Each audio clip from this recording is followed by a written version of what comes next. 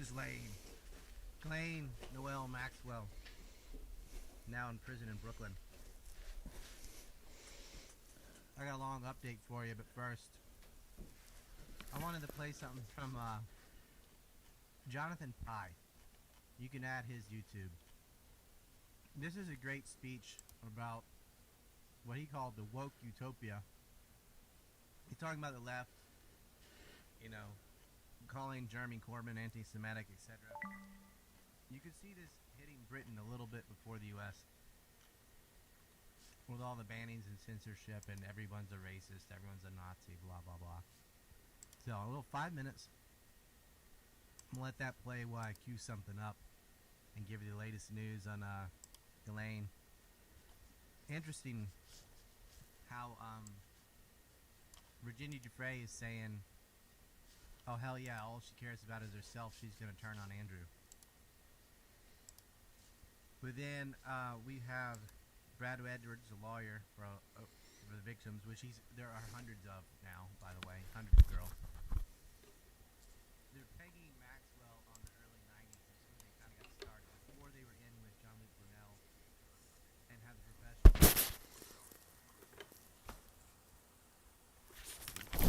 as well as their child procurement rings in the Philippines.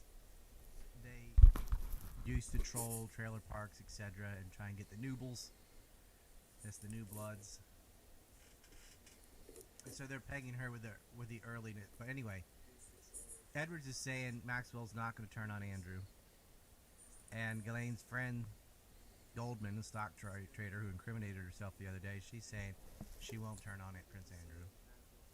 So it seems as if the royal family is butted in with his money and influence.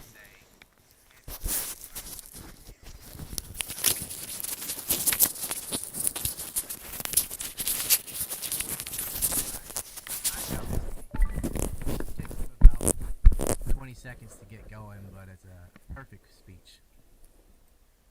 The firing of Rebecca Long-Bailey has reignited the row over anti-Semitism in the Labour Party as Keir Starmer battles to keep his party from civil war. The left contingent of the Labour Party. Hang on, I'm confused.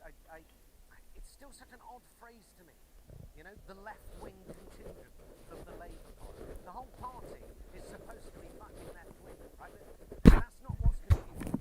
Okay, where to begin, really? Okay. The left-wing contingent are up in arms, right? That's what's confusing me, okay? Because surely this is what they want, right? If one of your own is getting fired for essentially posting on Twitter an article from The Independent, then you've won. The culture war is over. Victory is what you've always wanted. People losing their jobs for retweeting the wrong opinions. Exactly the same people that have their pitchforks primed for any careless slip of the tongue or unthinking moment online, they're up in arms. Well, you fucking shouldn't be, because this is the world that you created. You can't have it both ways. You can't spend the last 3 weeks talking about racist microaggressions in the context of police brutality and then ignore her endorsement of an interview which includes a lazy, clumsy and unfounded statement that could easily be construed as anti-Semitic whilst also undermining the issue of police brutality. You can't have it both ways. Surely this is what you've been striving for. A culture that entirely rejects the notion of nuanced debate and giving the benefit of the doubt in favour of an assumption of bigotry at every available opportunity. You did this. You created this society whereby a tiny but very vocal minority of perma-offended woke twats with an extraordinary amount of power have penetrated every single aspect of our culture and will destroy you if they perceive you have a different opinion than that of your average Guardian columnist. This is what you wanted. This is how you like it. So you can't act all shocked when it comes back at you. There is so very little of left-wing politics left in this country that is progressive. We willingly handed over free speech and expression to right-wing bigots a long time ago. Big mistake. We have created a utopia that is censorious and bull-cringingly sensitive. A woke utopia utopia that bullies people into silence, and woe betide anyone who strays from the very narrow, righteous path. I'm not sure that pulling down statues of long-dead people actually achieves much, and expecting them to have lived by today's standards is rather ridiculous. That opinion is not valid and makes you an apologist for slavery. No, I just want a proper discussion about the implications. No, this way, please. Into the incinerator. You must go. A liberal utopia where if you even suggest that there might be such a thing as biological sex, you will be labelled a transphobe. You will get death threats on Twitter. Well, but it's not the prescribed liberal view, you see. Into the incinerator. You must go.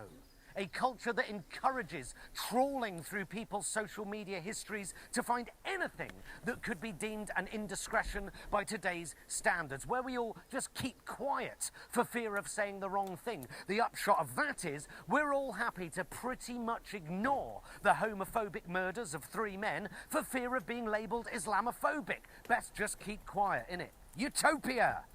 A liberal left that almost entirely ignores economic inequality in favour of identity politics, which brings people together by segregating them into smaller and smaller groups based on their gender, their sexuality and their skin colour. Utopia. He thinks identity politics is an ineffectual and regressive cult. To the incinerator.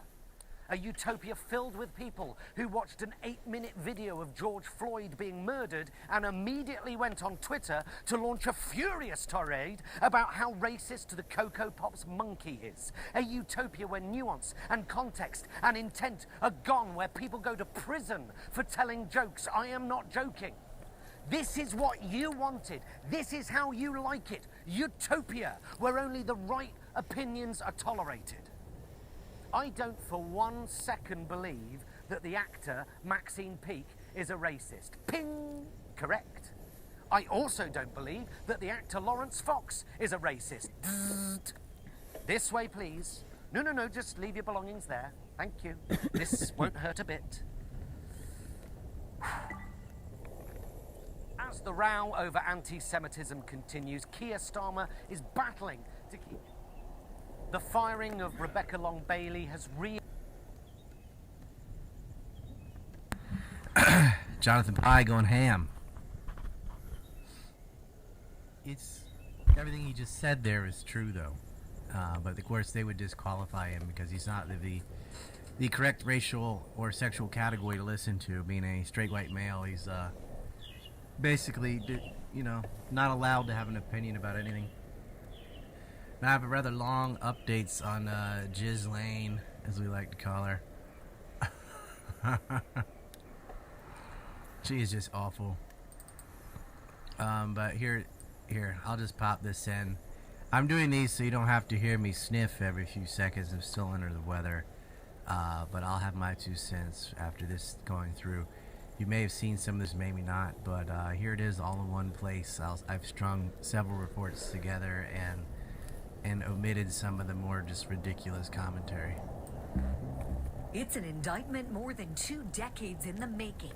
Maxwell was among Epstein's closest associates and helped him exploit girls who were as young as 14 years old. Ghislane Maxwell, longtime girlfriend of disgraced financier Jeffrey Epstein, arrested and charged for her alleged role in the recruitment and sexual abuse of young girls. Maxwell and Epstein had a method. Typically, they would befriend these young girls by asking them questions about their lives, pretending to be taking an interest in them. They would take them to the movies and treat them to shopping trips. Maxwell would encourage these young girls to accept offers from Epstein to pay for their travel and their education, making these young victims feel indebted to Jeffrey Epstein. Investigators say Maxwell played a critical role in what has long been believed to be a sex trafficking operation spanning decades and crossing continents. After developing a rapport with the victims, Maxwell then tried to normalize sexual abuse with a minor victim through a process known as grooming. For example, Maxwell would discuss sexual topics with the victim and undress in front of the victim or be present for sex acts involving the minor victims and Epstein. Maxwell's presence as an adult woman helped put the victims at ease. The 18-page indictment claims that between 1994 and 1997, Maxwell knowingly facilitated Epstein's access to victims, knowing his preference for underage girls. Maxwell and Epstein worked together to entice these minor victims to travel to Epstein's residences. His residence in New York City, on the Upper East Side, as well as Palm Beach, Florida, and Santa Fe, New Mexico. Some of the acts of abuse also took place in Maxwell's residence in London, England.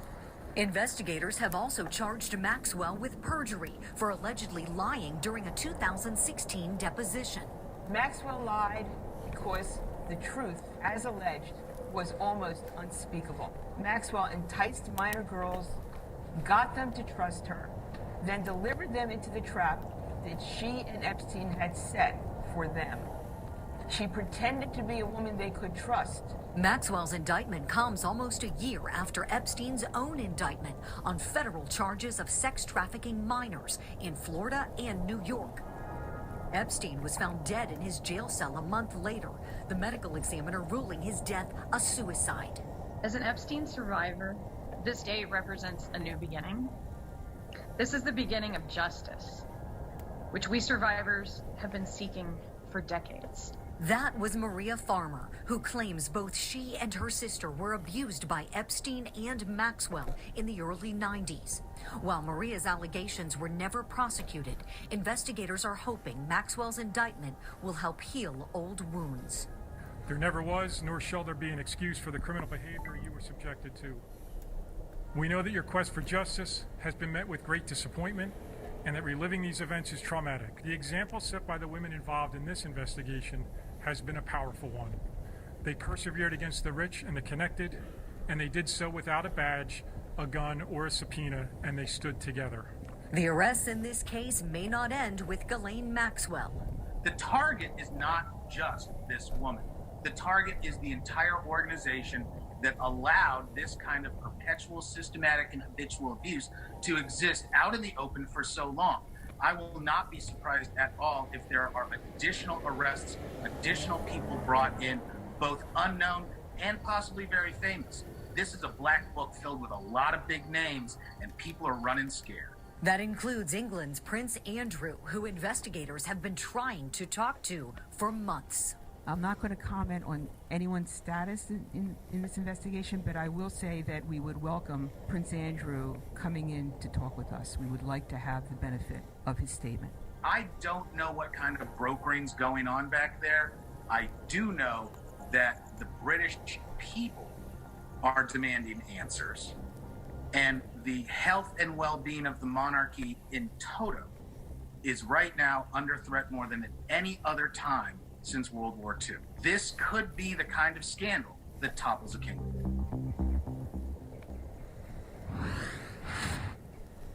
This is beyond a scandal. I mean, when you think about how long it went really unpunished and how many victims there potentially are and who is connected. You know, who is the target? Who is part of this whole operation? Let's bring in Court TV anchor Julie Grant. Julie, great to see you. Great to see you. I want to start, though, with the target of the operation. This is the big question everyone has. Who else could be involved? Who else is involved? Is there any indication from law enforcement investigators how deep this is going or how much further they think it's going to go at this point? You know, it was interesting. We got a little glimpse of that from attorney Josh Schiffer in there, that this could run huge. I mean, just huge. Ghislane Maxwell, she quite possibly the most wanted woman in the world. We know she kind of took off, if you will, after Jeffrey Epstein died by suicide in his jail cell. And now she is in big trouble, Vinny. I mean, I know you've read through this indictment. This is as sickening and as stomach-turning as allegations can get.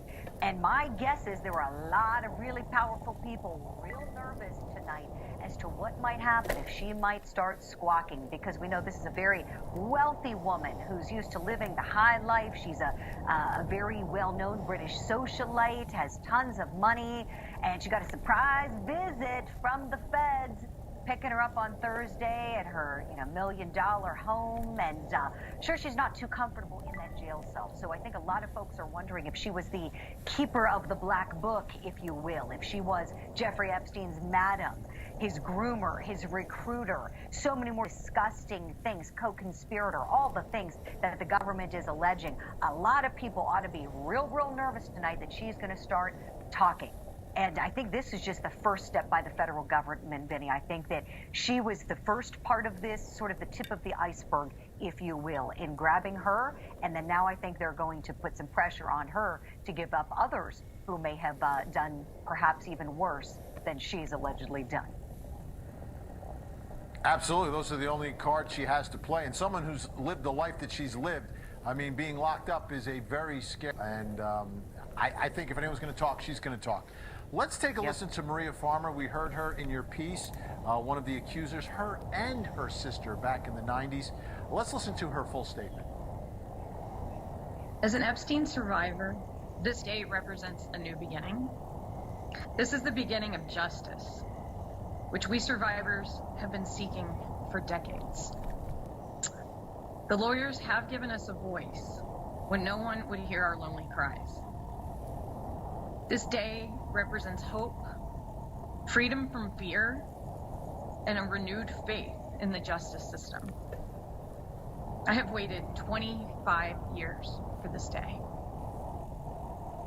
The victory is sweet. 25 years ago, when I made my report to the FBI concerning Jeffrey Epstein and Ghislane Maxwell, I believed justice would be swift. Justice has been anything but swift.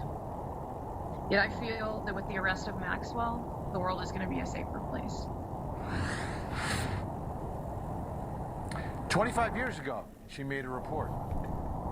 She's had to wait that long, Julie. To me, that's another outrageous part of the story. Most definitely, Vinny. And many of these victims feel that they weren't taken seriously when they made their complaints. I mean, when you think about powerful people, and we're in a whole new era these days, as you know, the whole new era of Me Too, seeing extremely powerful figures in whatever realms they're working in, very different realms, and they're being brought to justice. The law is the equalizer here. And so, in this situation, there has to be some sense of justice and a little bit of sense of closure. Investigators hope for people like Maria Farmer and her sister, whose allegations may not have been prosecuted. Who knows how seriously they were taken at the time? Who knows how in-depth that those investigations rather went? But now here we are, and it's not too late for justice to be done in this case, and hopefully it will be. Julie, we only have a few more seconds left here, but the question everyone wants answered tonight, and it's the elephant in the room. Will she be safe? Yes, I think the short answer to that question is yes, she should be. We know, there's the Bureau of Prisons there have been under a lot of scrutiny, of course, since Jeffrey Epstein's suicide. She's in the Metropolitan Detention Center. It's a New York jail. It's in the Brooklyn area. It originally was a federal jail in the 90s. It houses about 1,600 inmates. It's drawn some scrutiny. There was a power failure back in January. It was a place where it had the first federal inmate to test positive for coronavirus. Lots of different things that it has drawn some negative media attention to that facility. However, she's going to be closely watched. She's going to be in quarantine, we know, for at least 14 days because of COVID-19. Perhaps they'll even put a camera on her. That's a possibility. But I think everybody's going to be very careful because of all the eyes on this case and because of what her alleged co-conspirator went through and all of the talk and discussion and theorizing that's happened since his death by suicide. Yeah, if they put the camera on her, let's make sure the camera's working and make sure that the guards are awake and not sleeping. Yes. Julie Grant, thank you so much. Appreciate it. Thank you, Vinny. The latest now on Ghislane Maxwell. Jeffrey Epstein's longtime confidant is now being held at the Metropolitan Detention Center in Brooklyn before her first court appearance. And this morning, pressure is growing on Prince Andrew to cooperate with prosecutors. James Longman is at Buckingham Palace with the story. Good morning, James. Yeah, good morning, George. Prince Andrew was forced to quit public life after his disastrous interview with the BBC over his friendship with Jeffrey Epstein and Ghislane Maxwell. Now that she has been arrested, the spotlight is back on the prince. Ghislane Maxwell, the alleged Let's make sure the guards are awake. accused sex trafficker Jeffrey Epstein is back in New York this morning. Transferred here to a federal prison in Brooklyn, she's set to face a judge in the coming days for her alleged involvement in Jeffrey Epstein's sex crime allegations. The 58-year-old British socialite is accused of facilitating Epstein's sex crimes by helping him recruit, groom and ultimately abuse 3 unnamed teenage victims between 1994 and 1997. Now all eyes are on Epstein and Maxwell's longtime friend and associate, Prince Andrew. All of this goes back to your friendship with Jeffrey Epstein. How did you first become friends? How did you meet? Well, I met through his girlfriend back in 1999, and I'd known her since she was at university in the UK. Andrew now reportedly cancelling his upcoming annual golf trip to Spain following Maxwell's arrest. Andrew, Queen Elizabeth's second eldest son, stepped back from his royal duties in November after questions about his friendship with Epstein resurfaced.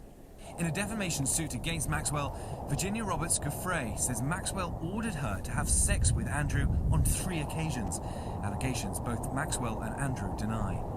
His girlfriend, Ghislane Maxwell, your old friend, was, victims say, complicit in his behaviour.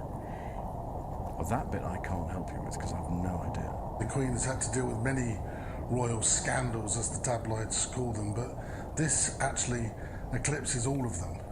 Now this newly surfaced photo from 2002 shows Maxwell sitting on the throne at Buckingham Palace with actor Kevin Spacey. The tour of the palace reportedly set up by Prince Andrew himself. It's deeply disrespectful, and the fact is Prince Andrew, even though this may have taken place by jinx, has not only disrespected his mother and father. Now, Maxwell will appear in court on July 14th for her bail hearing. She'll appear via video link. Investigators say she does represent a flight risk because of all that money found in her various bank accounts and her 3 passports. George. Okay, thanks very much for joining our chief legal analyst, Dan Abrams, for more on this right now. Dan, let's start out talking about Prince Andrew. He hasn't yet spoken to prosecutors. Can they force him to talk? Well, look, they can try to force him to testify. They could subpoena him, for example, as a witness.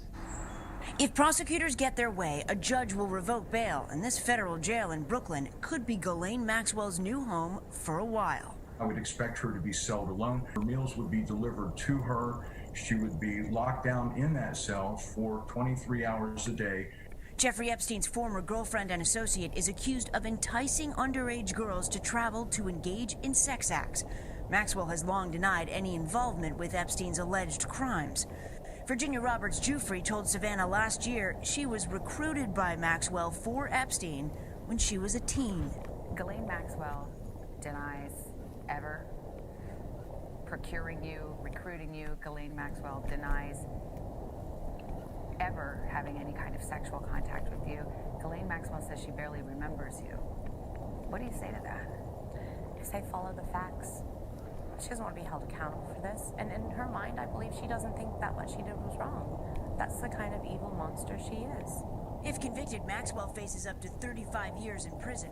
But for now, she will have to fight to get out of a 10 by 12-foot jail cell before trial. From lived life, allegedly, of a socialite to being incarcerated, just going through the processing of entering a secure correctional facility has to be a very humbling, humiliating, crushing-like experience. Federal prosecutors have called Maxwell an extreme flight risk, saying she appears to have access to significant financial resources that would enable her flight from prosecution. 15 bank accounts since 2016, according to court documents, at times worth as much as $20 million. The daughter of a late British publishing tycoon, Maxwell has spent her life traveling the world. She appears to have 3 passports from France, the US, and the UK, and has flown on at least 15 international flights in the last 3 years, according to the US Attorney's Office. But now the British socialite's world is much smaller, a new reality she may just have to get used to. So, Steph, now that Ghislane Maxwell is here in New York, when can we expect her to actually appear in court?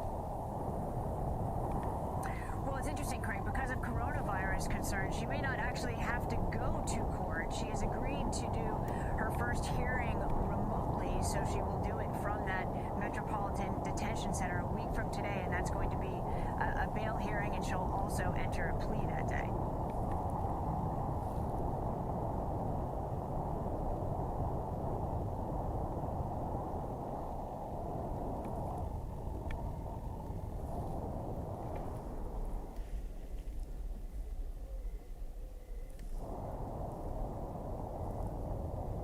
Jeffrey Epstein's ex-girlfriend and alleged co-conspirator is now behind bars here in New York City. Ghislane Maxwell has been extradited from New Hampshire, and what we've learned tonight. Here's Eva Pilgrim. Ghislane Maxwell, the alleged partner in crime of accused sex trafficker Jeffrey Epstein, today whisked from New Hampshire to this New York City jail to face charges for allegedly recruiting, grooming, and abusing teenage girls in the 1990s. Maxwell played a critical role in helping Epstein to identify, befriend, and groom minor victims for abuse. The British socialite first appearing in court remotely last week. ABC News has learned she wore an orange jumpsuit and seemed agitated. Epstein accuser Virginia Giuffre telling 60 Minutes Australia she hopes Maxwell will implicate others. I really hope she comes forward and says A, B, C, D, E was involved. This is how it ran.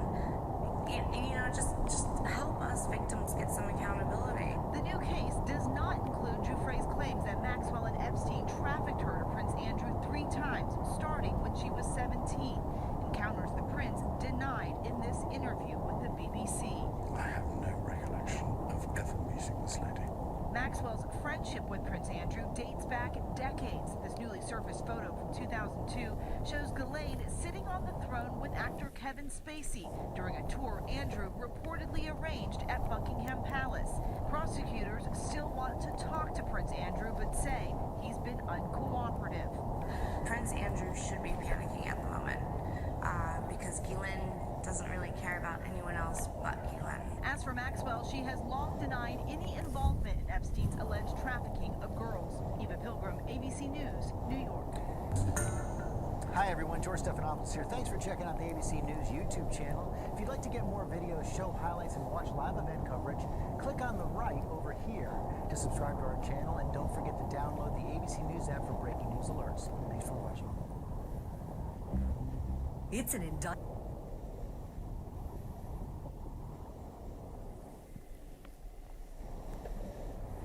Got some conflicting statements from the lawyer and Maxwell's friend and Virginia Giuffre. Now, Virginia Giuffre lived with them on the island for an extended period of time, knows Maxwell very well, knows her personality very well. When it comes to Andrew, which there's an over-focus on, they seem to have different opinions as to whether she will talk against him or not. Let me go through some of the super shekel chats. First from Heavy Water Tread. What should do? What'd she do? Well, she participated in an international pedophile and blackmail ring. She procured young girls for Jeffrey Epstein and herself to rape and to use as gifts for wealthy billionaires of the them class, and to blackmail others in science and technology primarily.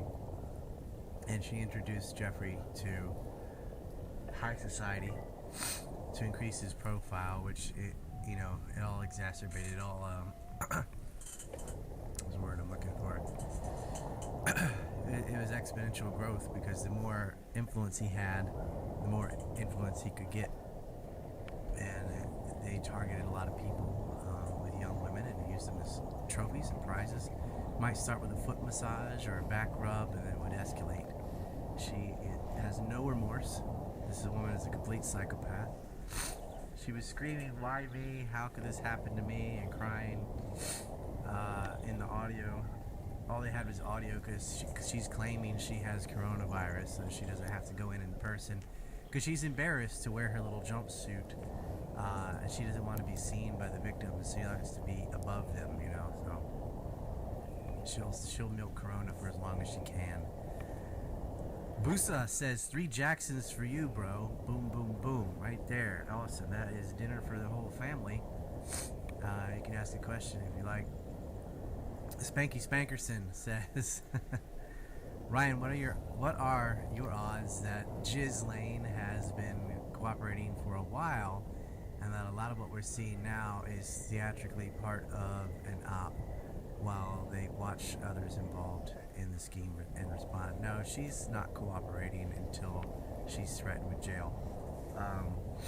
She had no reason to. She tried to run. She tried to hide. When you buy property in cash or through some intermediary, she was trying to run. They were going to get her. She wasn't going to be able to run forever.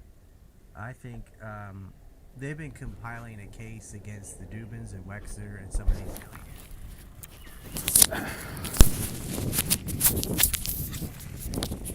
What's up, dude? I'm not really going anywhere. I'm just riding my bike up and down. Just listening to a podcast.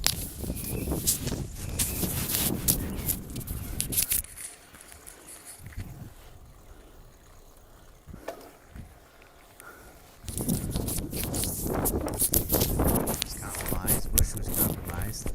Obama was compromised. So you wait till now to get any kind of justice. But I don't think she's been secretly cooperating at all. She's a total psychopath by all accounts. Chad Racine or Rakin, I don't know, for 25 Canadian. What do you think of Ghislane's assigned judge, Allison Nathan? Apparently she oversaw a mock trial in New York between Alan Dershowitz and Elliot Spitzer, who Epstein donated to. By the way, Elliot Spitzer was also caught having sex, not with a girl, but, 18 years old, so basically a girl. Elliot Spitzer, however, did kind of blow the whistle on Wall Street, and so his sex scandal came out. Right, he got Vitter and Spitzer, both of whom Vitter was on the DC Madames list. I went over that with Mike Rivero if you want to go dig up an old show on another sex ring of women of age, though, not pedophiles. But you notice everybody that spoke out against these rating agencies lying and the fraud that they engaged in the mortgage-backed security fraud, all of them had their dirt come out and blasted all over the media. So, you don't get to have these positions unless you're already compromised. As for what do I think of the judge, same thing I think of most judges. It's all about who you know and who lines their pockets. I don't expect justice to come from the judge. I expect information to come out from the trial and the process so that we in the public can make our own decisions on who to boycott and what to avoid and bring down some of these companies. I don't really have any faith. If I was going to put a percentage, I'd put it at 0% faith in the justice system doing the right thing. They're not going to tie this to Israel. They're going to limit this so that the mega group is not involved. They're going to circle it down to only those that it's unavoidable because the lawyers have videotapes of fucking kids or whatever, and that there's no way out of that. But there is a stash, by the way. Apparently these morons, rather than just turning it over to the Israelis, they kept copies, the little trophy videos, and those are out there somewhere. And the chatter is these are going to drop. Fire Pixie says, okay guys, I'll come clean. She killed Epstein. Yeah, Fire Pixie killed Epstein. No, Epstein died of COVID-19, don't you know? Heavy Water Tread with a fucking Benjamin Franklin. That's 85 to me. That is awesome. Says, could you please mass email ex-Patreon subscribers how-to instructions for how to heckle Patreon with specific instructions. Oh, she said don't read this aloud. Alright, I won't read the rest of it aloud, but I am doing that. It's, I don't have a mass email list. I have to go through and pick out each thing. And what I've been doing first is everybody that got the map, most people didn't give me their address and name, so I've been individually emailing all those people so that they can get the map. Some went out today, by the way, and the rest of the day, what I am doing is mailing Patreon step-by-step instructions. First thing is, if you paid with a credit card, which I think is everyone since there was no PayPal, what you do is look at your bank statement online, see if Patreon charged you for July, and cancel that payment. Do not let them take your money, because you didn't get content, so there's no reason to be paying Patreon anything. So step one, go to your bank statement. If they charge you for July, call up your credit card company and say, I refute this payment. People have already started doing that, and they've been getting refunds. Patreon will not refund you. They're like, oh, that's up to the creator, blah, blah, blah. No, I can't refund money that I don't have. They didn't pay me for July. They kept it. So, call up your credit card company and cancel all payments to Patreon. That's step one. Step two, I'll have in the letter of how you can write them. And I'm also looking for people to do arbitration, because it will cost about $250 to file, but it's going to cost them like $5,000 to $10,000 to fight. And we have 659 people. And Owen Benjamin's already doing this, so we could cost them millions of dollars.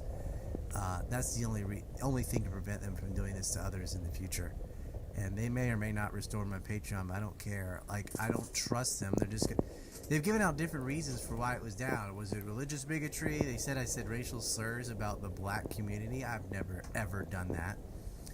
I asked them where, what post, where is the example of this? No answer, right? Because they don't have one. They're lying. I have these emails saved, though. You know, it's just, they're going to do this to a wealthier person who's going to sue the shit out of them. But this is against consumer rights, and it's against California law. It's not like Vimeo. Vimeo's out in New York. They don't have any laws for consumers, but California does. So, definitely cancel your payments for July. Do not let them steal that money. Right of Left for 3 says, Ryan, thanks for helping me watch How Terrorists Formed a Nation. It was so juicy, I watched it like 5 times. Anyway, give us the new fresh dog. I actually have an extension to How Terrorists Formed a Nation that Robert and Lakesh and I are working on. It's all these racist quotes from Israeli prime ministers, just one after another. It's pretty juicy stuff. We're going to have a little bonus feature to that, so I'll try to add that in the near future. Plate's kind of full. Main thing we're going to focus on is Numek, but because Ghislane just got arrested, it's like, well, damn, we got to cover and follow that, right? So that's what I'll be doing. Both those simultaneously, and again, trying to move all the Patreon refugees over to A&C report. Give us like 24 to 48 hours to verify membership and all that. Once you're done, though. Like, you only have to do it once. The maps are going out, the posters, posters of a map, whatever. They're going out today. That took a while too, because I had to chase people down and get addresses before I knew how many to print and tube and so on. So anyway, one batch will go out today, another batch maybe tomorrow, I hope. So Ghislane is in a lot of trouble, and we're going to be covering it on ancreport.com. I'm also on TikTok. My videos are very different than typical TikTok things. It's weird to me that so many people do the exact same video on TikTok. There's almost no originality. Like, haha, I copied the exact same thing someone else just did. A while back, some of you long-term listeners will know, I had this thing called Politics in 60 Seconds. This was before TikTok existed. And so I explained Ukraine in 60 seconds, healthcare in 60 seconds, NAFTA in 60 seconds. I explained Israel and Palestine in 60 seconds, and YouTube removed it. They didn't remove any of the other ones, just that one. I'm going to take a screenshot of that. Yeah, they got rid of that one. That one went in the oven. I'll have to go hunt it down. But so I started uploading those to TikTok. It's linked below. I believe it's tiktok.com/@ovened. And over on brand new tube, I'll give you the link. The spinning squirrel is upon us. That's right. And they're supposed to have, oh yes, there's a 2 hours of David Irving up there as well.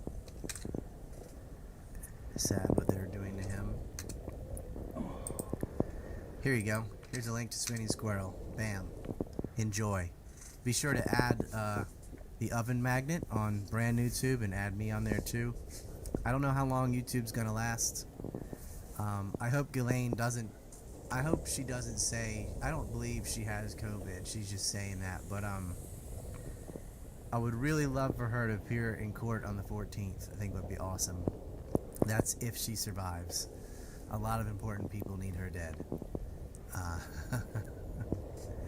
And she's got a lot of cohorts out there. She wasn't the only madame. There were a lot of women. Sarah Keller. A lot of these women were doing the same thing she was doing, going out and recruiting more girls. And they got paid very handsomely for doing that. So this ring is just started. It just started getting going. Now we've got E. Michael Jones coming on the show. Fred's coming on the show. And then I'm going to go on Sean Atwood's show. Sam Tripoli's show should be out by now. And then I also did a show a few days ago on Red Ice. So catch all those. Get a shirt if you like. Get some gear. And join us on A&C Report if you haven't. I know it's a hassle typing in info and all, but get it in there because that might be the only place we exist here in the near future. So why don't you head over there now and set something up. Sign up or send a tip. And I'll have this video over there as well if you missed the beginning. So you don't have to wait for it to render. Alright, peace.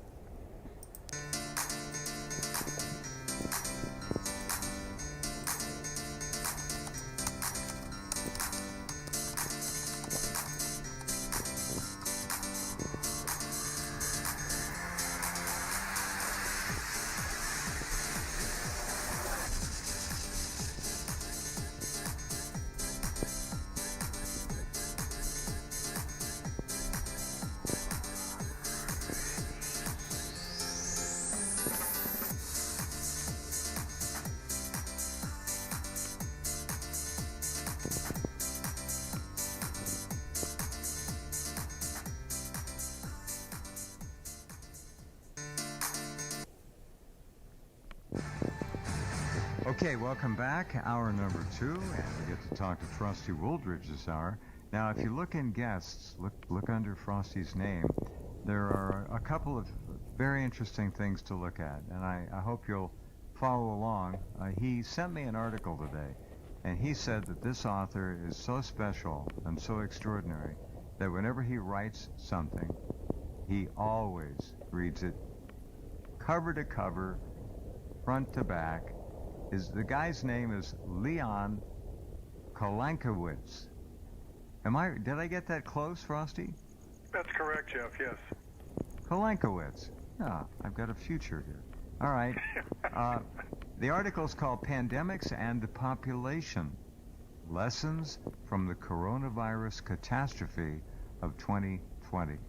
Now, I honestly, when I was saying in November, December that 2020 was going to be hell on wheels, it has been and then some. And we're not nearly halfway through it yet.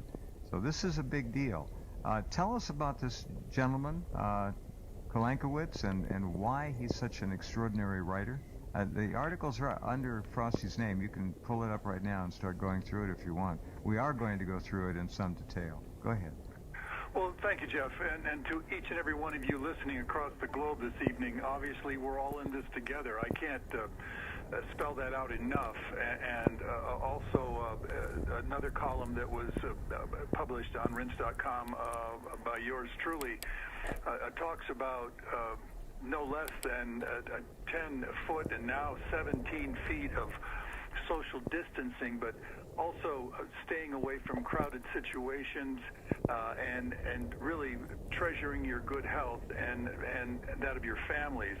And I also talk in that piece just about what we can do individually and the new normal in this country. Jeff and I have talked earlier today some of the things that are going to continue, and there's no question in my mind that we're in a new normal at this point in time. And this article, I think, on several levels is very important because Jeff and I have been talking about it for almost 20 years now. And the article that you're going to read with Leon, he's a man who's traveled as much as I have. Wow, that's saying a lot. That's saying a lot. I mean, that's saying a lot. And his piece is called Pandemics and Population, Lessons from the Coronavirus Catastrophe of 2020 by Leon Kolankowicz. And he right now is essentially the chief scientific director at numbersusa.org and has worked with Roy Beck. And of course, you all know Roy Beck. I'm sure most of you have watched the 5-minute video, Immigration, Gumballs, and Poverty, and also off the charts, the 10-minute video that shows you the future of the United States if we continue on this massive, unending immigration, both legal and illegal, that's continuing to explode this country and also compact us in our cities. And one of the things about Leon is he's seen what I've seen. He's seen the wet markets there in China. He's seen the filth in all of Asia. Again, I can't begin to describe, but many of you may have seen on Facebook a 4-minute video showing how in the wet markets, the Chinese and even the Indians, they have dogs in cages. They boil them in fat. They burn off their hair with the blow torches and then literally throw them in This vats is of not. oil. No. This is medieval evil. It's weird. Oh yeah. This is not this is first beyond world behavior. This is Dark Ages. This is before Dark Ages. The cruelty of the Chinese for animals, and certainly in the Middle East also, is pre-Dark Ages. There is no humanity here. It's just they will eat and boil and cook and shish kebab anything. Somebody sent me. Let me pop this in here. Somebody sent me a video, and I could only look at it for 20 seconds, maybe. And after the first 5 or 10, I could see some cook was getting ready to put something in a frying pan. It was hot, full of grease. He put a live cat in there, hair and all. A live cat. He whapped it on the head and put a live cat in a frying pan. This is China, all right? This is communist China today. This is not first world, not second, third. It's fourth or fifth world, and it is Dark Ages, and it is medieval, it is Gothic, and it is one of the ugliest things I've ever seen. That's not to say that all Chinese are that way, but they've got wet markets in every major city and probably every minor city. This is what they do. Go on. That's what they do, and let me remind you that this is what I got to see back when I traveled through China, and it changed my worldview, and it's the reason I'm on this program with Jeff all these years later, because when you see the world with your eyes at first hand, and certainly at 12 miles an hour on a bicycle, you get a touch of the world that most people don't. Everybody says, oh yeah, let's go to Beijing, and we'll look at Beijing and Hangzhou and Kulin and Shanghai and all that stuff. But if you go through there like I went through there, I didn't stay at the Wall of China hotel. I didn't stay at I stayed in little $10 a night square rooms 6 by 6 by 8. And, that's what I did because that's the kind of money I had. But I also got a chance to get to the ground level. And Leon is the same way. And when you travel through these arenas, I traveled to Ecuador and certainly all of South America and saw the filth that's going on there. And it has to do with the illiteracy. It has to do with illiteracy that creates the culture that creates the filth. And that's why, like you look over in Asia, the average age of life is around 49 years of age. It's because they have so many worms crawling in them. They have so many diseases that are exploding. The lack of sanitation is just beyond comprehension. What's the average life expectancy, Frosty, in most third world countries? 49 years. Yeah, that's right. 49 years of age. For our audience here in the U.S. and Western Europe, civilized parts of the world, the human body even under the best of circumstances, remains the potential host of over 130 different parasites. We're all vulnerable. We should all take parasite cleanses at least once a year. Go ahead. Yeah, and as a matter of fact, I do myself. And after all my travels around the third world over the last 45 years, I've always come back and had a fecal check, a urine check, and a blood check, because you want to make sure that there's any chance for such things as Chagas or malaria or Lyme's disease. These are all parasites. We got nearly 1 million cases of Chagas in this country now. Most of them are confined to the illegal alien invaders who have come in here and brought it with them, but it is spreading, and that's a tragedy, because that's a no treatment disease. That's a slow burn to the next life, is what it is.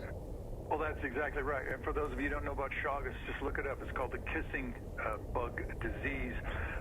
Carlos Bastros, I think, wrote a book. You can look it up. But it affects around 16 to 18 million South Americans and kills 50,000 a year. And once you get the Chagas parasite injected into you by the kissing bug, and I forget the official name of it, it goes into your body, and then it just simply multiplies and attacks your heart, number one, and your organs. And in fact, I think it was Charles Darwin died of Chagas disease because he picked it up when he was in South America. I didn't know that. Yep, that's what they finally, that's what did him in.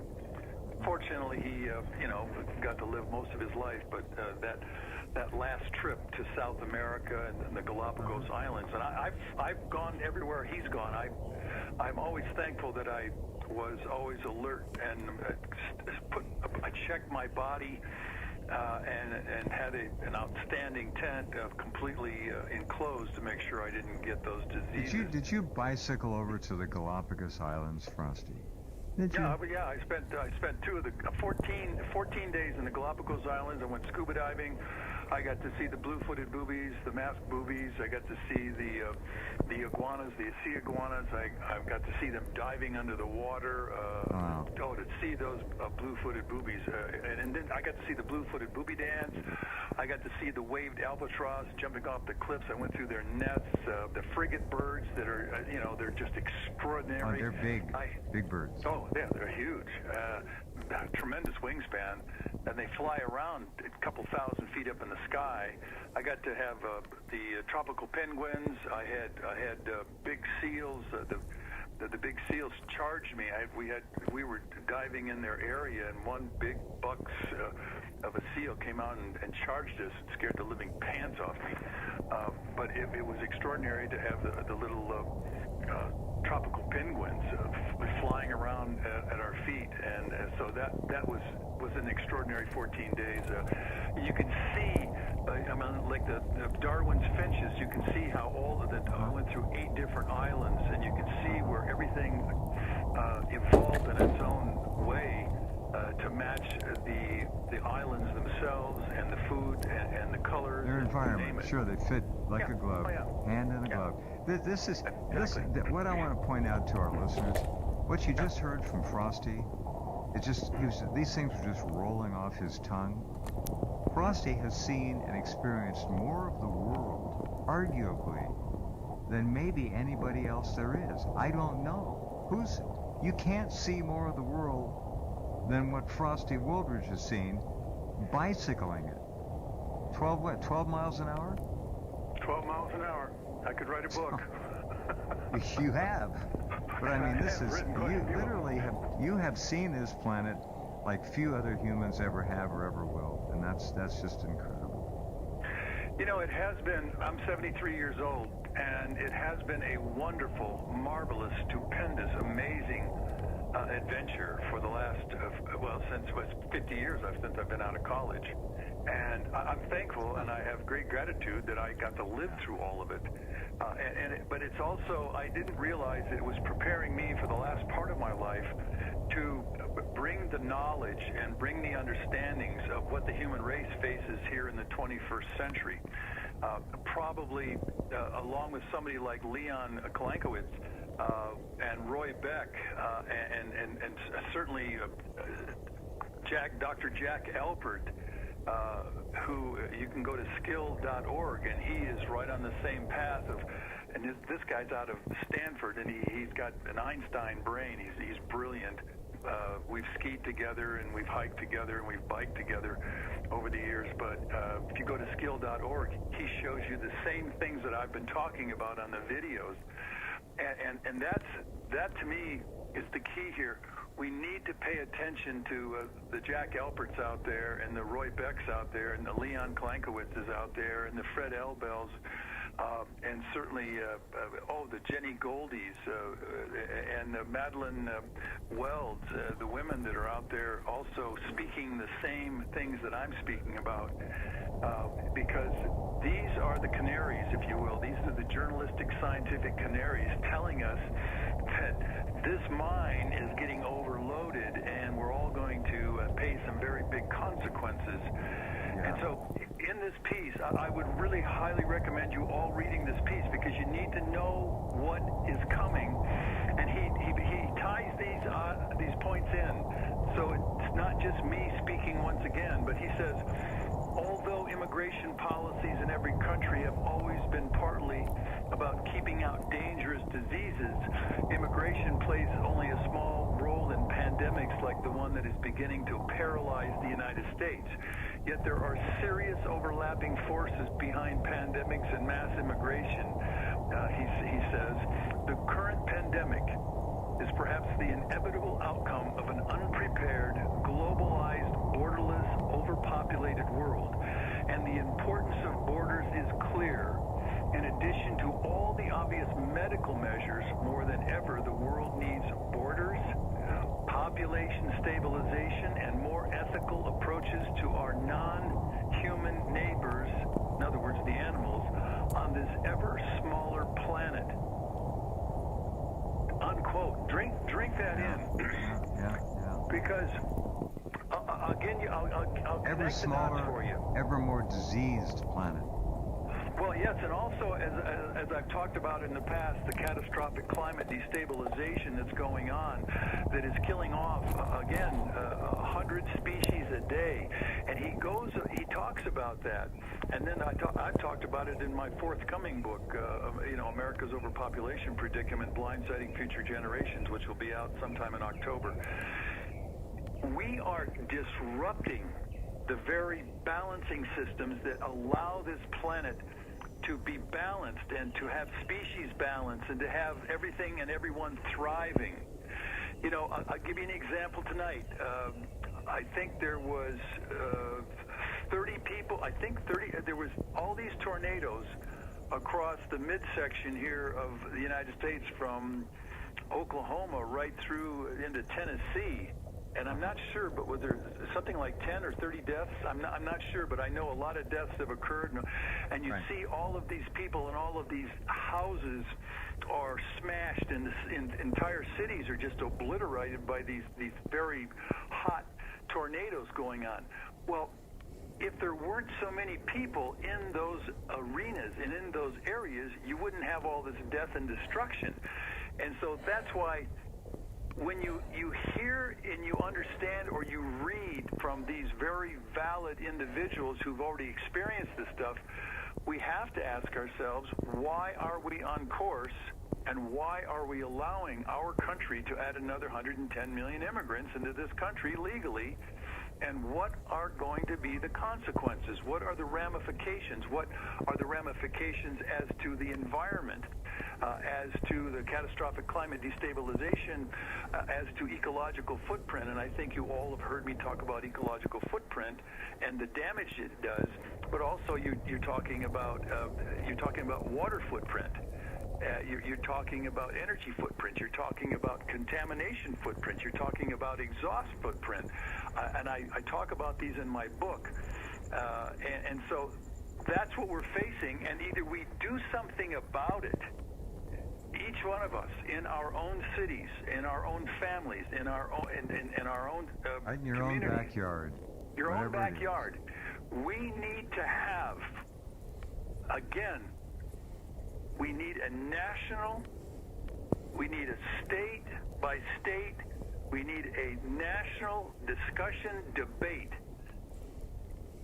on what kind of a civilization we're going to hand over to our children. And thus far, that's not going on, because everything is hell-bent for exponential growth. If you, the editor, Patricia Calhoun of Westford Magazine here in Denver, Colorado, is considering publishing a piece I talked about for Colorado implementing a population stabilization policy. And there are several other writers like yours truly here in Colorado who are asking the same thing, because I can tell you this: Colorado is turning into a gridlock nightmare and an air pollution nightmare. Denver, Colorado is not a fun place to live, because every breath you take is filled with 100 different toxin exhausts. And as you can see Denver every day with this massive brown cloud that is so toxic, and everybody's breathing it, and all that god-awful toxin is going into their brains, is going into the brains of their children, and the chemicals that all go with that. And you have to wonder, why are we doing this to ourselves? And Denver's traffic is as bad or worse than L.A., and L.A. is the worst in the world. Well, L.A. is one of the worst 10 top worst gridlock cities in the world. And how do I know? Because I've traveled through all the top 20, 30 worst, biggest cities in the world. And why aren't we forcing a discussion? Why aren't we, the citizens, you and me, every one of you listening today, what can you do to push a massive national, statewide, and discussion on what kind of a civilization we want to build and to grow? Do we want a thriving, sustainable, balanced homeostasis country called the United States of America? Or do we want another India or Bangladesh or Mexico? Anybody want to move to Mexico and live there? With even more of an intensive caste system than we have now. And that's coming. That's coming. Oh yeah, it truly is.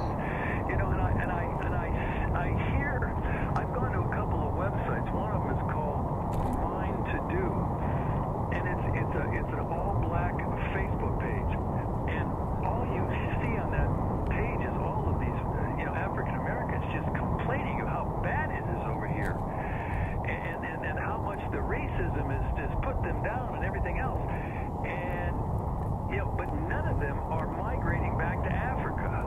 Funniest thing, isn't it? Isn't it the funniest irony that all they do is complain, and they've had this bad thing and that bad thing and everything else? They're all victims. But you don't see them going back to Africa where they could be in the majority and there would be no racism. To call them hypocrites would be too kind. It would be. They're dirtbag, slime, opportunists. They know exactly what they're doing. They're professional victims, and it's all a scam. And they should be picked up, carted away, and flown home and dropped off, either at the airport or above the airport. I really don't care. Yeah, well, and I would like to see Maxine Waters be the lead on the plane going back, so she can finally become a happy person along These with people are Hudson picked and up. John Lewis and so forth. Yes, John Lewis. Yes, these people are picked up on the streets, and if I don't like to overstate these things, they're picked up with the clothes on their backs. We saw that courtesy of the video of the whistleblower who was working with the UN Refugee Resettlement Program in Missouri. She told the whole story. It's all lies. They're picking these people up and dumping them off here as part of the international globalist effort to destroy what's left of America. That's what's happening. We'll be right back. Hold on. Okay, here we are. And let me get this set. There we go. Okay, Frosty and I are talking about a lot of really important things. What happens to most Americans is that they unfortunately seem to think it's a reflex that the rest of the world is kind of just like us in many ways. It's not. We have had the highest standard of living in the world as a large nation state. We had cultural values, we had great art, great music, and then came big-time sports. All right, whatever. We had all the things that a society and a culture would want. I'm talking about the 1950s. We had a choice to make. Which way were we going to go? Were we going to continue to maintain our control through our Constitution of our way of life, or at least try to increase it? Or were we going to sit back and be intoxicated and inebriated with the hedonistic lifestyle that big business, Madison Avenue, and greed was proffering to us 24/7 on the mass media? And unfortunately, we were drugged into a stupor and took door number 2. And it took us slowly but inexorably down into the garbage of first and a half world status and now second world status. And if you go into our big cities, LA, San Francisco, for example, you will see third world status and below. Third world cities don't even feature people defecating and urinating in the streets. That's how bad it's gotten here. So was it stolen from us, or did we allow it to be taken from us? Unfortunately, we allowed it. By our silence, we allow. Never forget that. Frosty, go ahead. Well, and there's no question that we have allowed it. The 1965 Immigration Reform Act, I will literally call Senator Teddy Kennedy the father of the destruction of America. Pierre Trudeau could be called the father of the destruction of Canada. Agreed. And those two individuals really have destroyed North America with this unlimited call for multiculturalism and diversity. But one of the things that's beyond that everybody's going to pay a severe and dear price, is the fact that we're being compacted like sardines. I mean, back when we were only 194 million, when I was a 10, 15-year-old kid, man, the highways were free and clear. Right. The cities were just wonderful. You could go to the national parks and you could have an experience in Yosemite that was just wilderness like John Muir. Today, go to any national park of any merit, the top 10 national parks, you can't park. Glacier National, I was there last summer. It is a nightmare. I mean, it's a living, breathing nightmare. There are people crawling all over Glacier National Park at the top of Logan Pass. The parking lot is literally crammed, jammed, and shoved up. You got air pollution everywhere. You can't get a campground. You can't get a motel. You can't get anything. And the prices are sky high. Why? Because literally the Chinese have taken over the national parks. That's all you hear is Chinese, and then there's a few of us speak English, and we're Americans. At some point, you will not be able to go to the national parks. You'll have to draw a lottery ticket, and you might get in and you might not. But one of the things that we're all facing, and I'm going to quote Leon here, and he said, if they could speak, what would the viruses of the world call millions of weakened, malnourished people living in overpopulated conditions? Mm-hmm. And the answer is a feast. Yeah. The more you compact human beings, mm-hmm.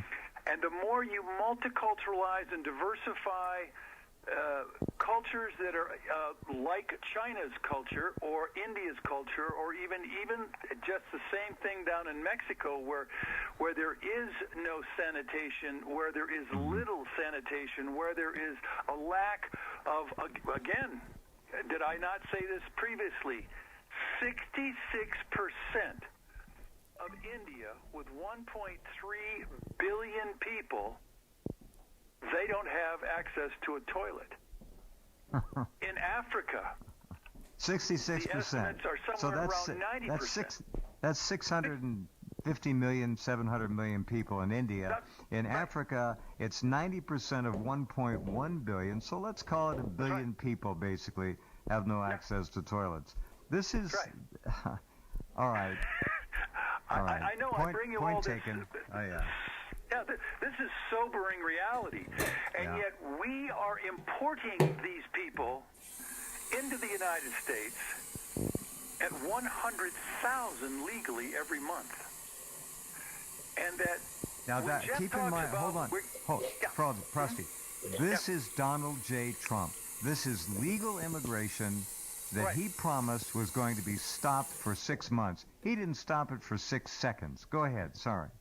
That's correct, and neither has the entire Congress. I mean, none of our, except for Tom Cotton of Arkansas, I think 2 years ago, promoted a bill to cut all legal immigration in half to somewhere around 500,000 a year, which is still going to drive us to well over 100 million more people into this country because of birth rates and the chain migration. And, of course, that all got trounced. And what's really disgusting is that the corporate heads, the big money people in New York who run the stock market, they're the ones that are pushing for more immigration. They're the ones that are doing everything they can to continue, again, this Faustian bargain. That's to literally force the luxury of the moment, make and spend and produce and create wealth so that the Faustian bargain doesn't care about the future. It has no ethics, no morality, and all it does is care about who can drive their Learjet right now to the detriment of our environment, our quality of life, and our standard of living in just the next 2 or 3 decades. And that's what owns all of those elected officials, such as a Nancy Pelosi or a Charles Schumer or the late John McCain, or I can just go right on down the list. There are very few integrable senators in Congress, and certainly very few. They're all in a minority. I guarantee you this, because the majority of the U.S. Congress, that's the senators, 535 congressmen and House members and senators, they are pushing this. They are not doing anything to stop it. And so as we get compacted, the predictable catastrophes are going to multiply, as Leon talks about in his piece here. And then we all get to be victims because we sat by and let this happen. And that, to me, is the travesty against our own children, that we watched it happen, we said nothing, we did nothing, and we still have done nothing. And again, I am not sure. In fact, I have no optimism that our borders will be shut down in the next year, 5 years, or 10 years. Never, Frosty. Not going to happen. They'll stay just like they are. We're being pushed headlong into very harsh socialism here. Socialism is NAFTA. What's the new name of it? I can't remember now.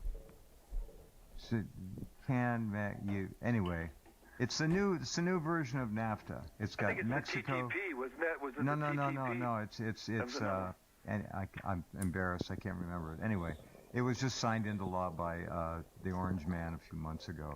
It's NAFTA. Okay. It's an enhanced NAFTA, is what it is. It's a repeat. So is all it is. We're in trouble. There's not going to be a border wall. There never was going to be a border wall. It was all a lie. It was a con job. He hasn't built, a month and a half ago, he hadn't built 1 foot of new border wall. All he had done was somehow authorize, with his supposedly taking money from the Pentagon and the military, the rehabilitation of existing border fences, which were falling apart. Now, the new ones that have been built in the place of the old ones that were falling apart, in the same place, they're not new fencing, they're replacement fencing. You've seen them. They're the very tall steel slats. Well, the Mexicans came up with portable, like a chainsaw, a grinding wheel on it, and they cut right through the steel. And they could even drive cars through there. You know this. You brought it up. I saw it. But our people know. I saw it last summer when I biked from San Diego. And the other thing that's ironic about that whole wall is the fact that there has been no enforcement internally against the big employers of illegal aliens, such as Marriott Hotels, Chipotle's, Mexican Grill, La Quinta, the Tyson Chicken, Hormel Foods, all of these big corporations who buy off the Senate and the House members. I mean, they bribe them. That's the reason why there's no enforcement, again, of U.S. Code 8, Section 1324. If they would simply enforce that law that's on the books, has been for over 30 years, I guarantee you, nobody would hire an illegal alien, and nobody would be coming over here because there aren't any jobs, and you wouldn't have any way to support yourself, and they certainly should stop educating all these illegals' kids and stop the food, EBT cards, and certainly the breakfast and lunches for all of these kids, because it's killing the American taxpayer. I, to this day, do not understand how those literally unethical members of Congress can continue to do this, and they get away with it. That is the stunning aspect. No accountability. No, come on. That's just criminality. Criminals don't have to pay. Criminals aren't caught in government. When you're a professional politician, you're a professional criminal in 90% of the cases. Nancy Pelosi is also a professional traitor to the formerly United States of America.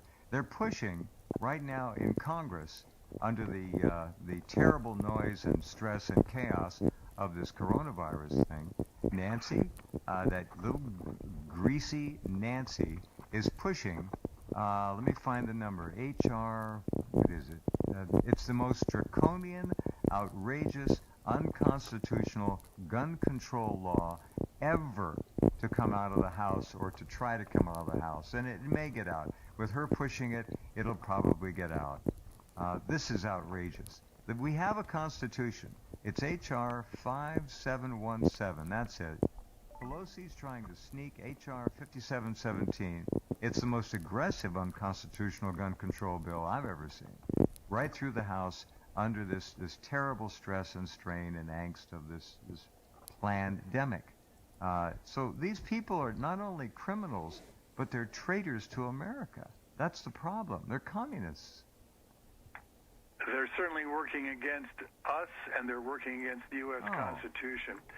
Now, one other thing I want to bring up that Leon brought up, and each person listening to this broadcast, understand this, because this, in the end, will affect you. This led to a certain complacency on the part of society when all scientists knew that, number one, nature abhors a vacuum. Number two, nature is dynamic, not static or stagnant. And number three, organisms evolve. The moment we began throwing antibiotics at microbial bugs was the very moment they began to evolve resistance to them. Feeding antibiotics to increase the growth and profitability of livestock destined for our dinner tables was not an optimal long-term strategy to manage and integrate food production and public health. Then third, zoonotic diseases, those caused by viruses, bacteria, and parasites that can spread from non-human animals or wildlife to human beings, are a major threat to Homo sapiens. Some 75% of emerging infectious diseases we face are believed to come from animals. These include the coronavirus at the center of the current pandemic. As you can see, Leon knows what he's talking about, and here is what we're facing. Why do you think Chinese are, again, as I've said, streaming into British Columbia as fast as they can chain migrate and literally leave their own country? Because China, with 1.4 billion people, is a sardine can of just desperate people crushed, crammed, and jammed into that literally small place called China. And now it's exploding. The Chinese are exploding into Europe, into Canada, certainly into the United States of America. South America, Africa. In Africa, they built those entire ghost cities. Huge ghost cities in Africa. Yeah, it's extraordinary. And so what I'm saying is, if we don't stop this kind of migration into our own country, if we sit by and ignore it, right? Which we are. We're not holding Trump accountable. We're not demanding that the guy be. He should have been removed. He should have been impeached for lying about the border issue. What did he do about the border issue? You know what he did? Put Jerry Kushner in charge of it. And he put Jerry Kushner on his new coronavirus task force number 2, along with the princess. He also put Jerry in charge of Middle East peace. He also put Jerry in charge of negotiations and tariff issues with China. God knows what else he's put Jerry in charge of. We're being run by President Kushner here. Believe it. Well, there's no question whatever and whomever is at the center of this. Again, my expertise is in the compaction of humans, which then detrimentally affects the natural world. I'm just going to give another example here out of Leon's piece. At the same time, humans have spread diseases to remaining wildlife populations around the world, including the fungus that causes the white nose syndrome, which has wiped out tens of millions of bats in eastern North America. And the disease that they catch is something like cyanotridomyosis, The white nose lethal syndrome. fungus causing a precipitous worldwide decline in amphibian populations. So what he's showing here is that if you're riding your bicycle and you're probably going 10, 12, 15 miles an hour, and somebody throws a wrench into your rear sprocket, what's going to happen? Well, it's going to tear off your derailleur, it's going to bust your chain, and it's going to break all of your spokes, and you're going to crash. That's what's happening to nature.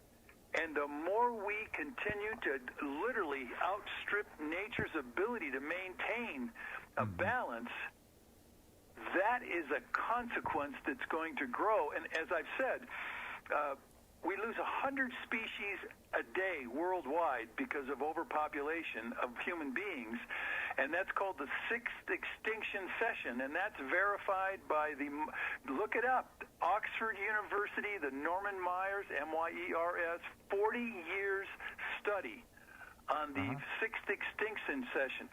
How many listening to this broadcast tonight think we're going to survive as we destroy the very foundation of the animal world, the web of life that nurtures us, that sustains us?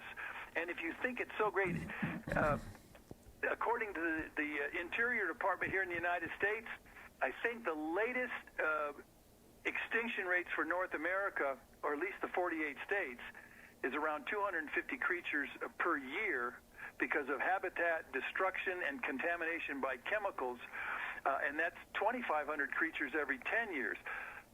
Dear fellow Americans, Canadians, and world citizens, we, at some point, being at the top of that particular very unstable natural world situation, we're going to crash.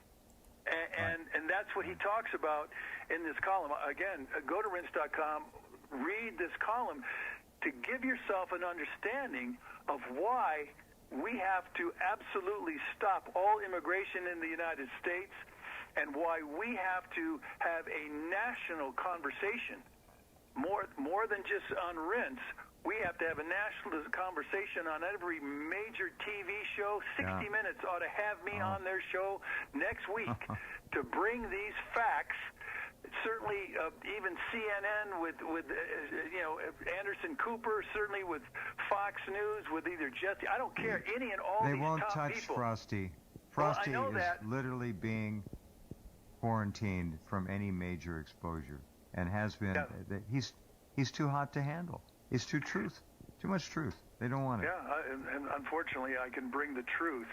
And I think it was A Few Good Men when Jack Nicholson said to Tom Cruise, "You can't handle the truth." Well, there's no question. At some point in time, whether it's 60 Minutes or NBC or ABC or NPR, the truth is going to slap them upside the head. Whether it's 10 years from now or 20 years from now, the truth is going to nail them and their children up against the fence of reality, and all of us in this country are going to pay one hell of a nasty consequence of having added another 110 million immigrants to this country. And then, of course, the consequences, again, and I've said this before, I know all of you have watched Thelma and Louise, and remember they blew up a tanker and they did so many bad things on their way, that 96 T-Bird convertible, that they drove that car toward the cliff, and the cops were on them, and as they got there, they stopped for a second and said, oh, we don't want to go to prison. The consequences are too great, so they floored it, and they drove that 66 T-Bird over a cliff. Jeff, we're doing the same thing. I swear to God, we are just like the Titanic, headed toward the population iceberg. The consequences are going to continue to grow. They're going to become more, literally more critical within our society, whether you look at the sociological impact of putting these incompatible cultures and certainly this one incompatible religion that's now starting to take hold in so many of our cities. I would invite anyone to go to Minneapolis, Minnesota, and go look at and just travel through Somaliland. Don't do it at night. You might be okay during the day, but Somaliland with 125 Somalians with an average IQ of 68 is not really a good plan for your health to mingle with that particular crowd, or in South Chicago. No. So anyway, and also when you read this thing, there's pictures right here. The wet market of these bats. They put them on shish kebabs. They cook them and then they eat them. When you see this, you just can't believe it. And yet that is what we're facing, and that's what we're turning our country into. I don't know if you know it or not, but we have a lot of people that came out of Asia that still, instead of having the dishes up in the cabinets over the stove and in the kitchen, they put chicken coops up there. Chicken coops. Because cultures don't change. They just simply bring what they bring into a first world country. They bring their third and fourth world cultures and they practice them, and then we are all paying the consequences of all of that, Jeff. And then some. Oh, and then some. And the then some is going to be more than then some in the coming months and years. Absolutely. Yeah, it is. Frosty, thank you. This has been very informative. It has. You've been great, as always. Say hi to Sandy and be well. I will do that. Right? Good night. Good night, Jeff. Thanks. Frosty will